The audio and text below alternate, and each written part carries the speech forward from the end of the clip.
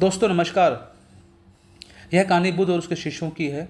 और जब बुद्ध उपदेश देते थे तो उनको कैसे लोगों को मिलना पड़ता था, कैसे लोग उनसे आते थे, किस तरह उनको अपमान होता था, सब उसके बारे में बताया गया है।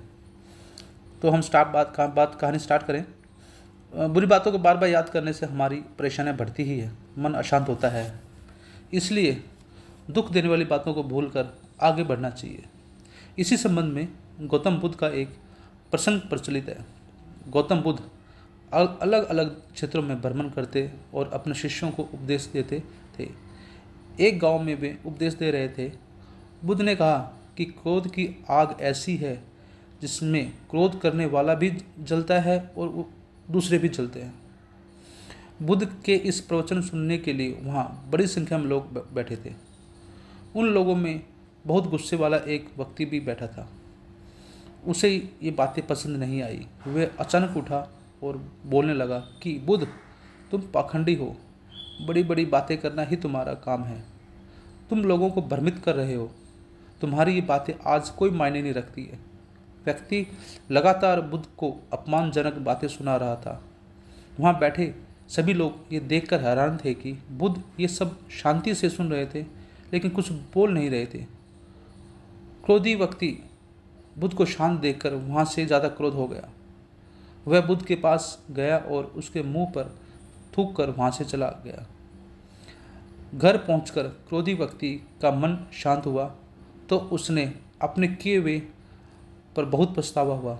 वह बुद्ध से क्षमा मांगने पहुंचा, लेकिन उस गांव से बुद्ध पड़ोस के गांव के लिए निकल चुके थे। वह व्यक्ति बुद्ध को खोजते हुए दूसरे गांव में पहुंच गया। वहाँ व्यक्ति को जैसे ही बुद्ध दिखाई दिए, वह उनके चरणों में गिर गया और क्षमा मांगने लगा।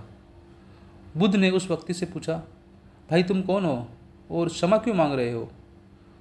उस व्यक्ति ने कहा, आप भूल गए, मैंने कल आपके साथ बहुत बुरा व्यवहार किया था, आपको अपमान किया था। बुद्ध ने कहा, बीता हुआ कल मैं वहीं छोड़ आया हूँ और तुम अभी भी वहीं रुके हुए हो। तुम्हें गलती का पछतावा है, तुमने पश्चाताप कर लिया, अब तुम निष्पाप हो गए हो। बुरी बातें याद करते रहने से हमारा आज बर्बाद हो जाता है।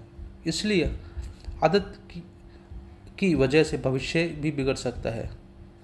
इसलिए बीते हुए कल की बातों को भूलकर हमें आगे बढ़ना चाहिए। यह बातें उस व्यक्ति को बहुत समझ में आई और उसने गुस्सा करना छोड़ दिया। उसके बाद से उसके परिवार के साथ, उसके दोस्तों के साथ और आसपास के लोगों के साथ उसका व्यवहार बहुत अच्छा हो गया और उसकी जो ज़िंदगी है वो बहुत ही अच्छी बीतने लगी। इसलिए हमें गुस्से को काबू करना चाहिए और जो पीछे हो गया और जो हमारे पास्ट में हो गया उसे वहीं छोड़ देना चाहिए और अभी जो आज करंट है हमें उस पर अपना ध्यान लगाना चाहिए।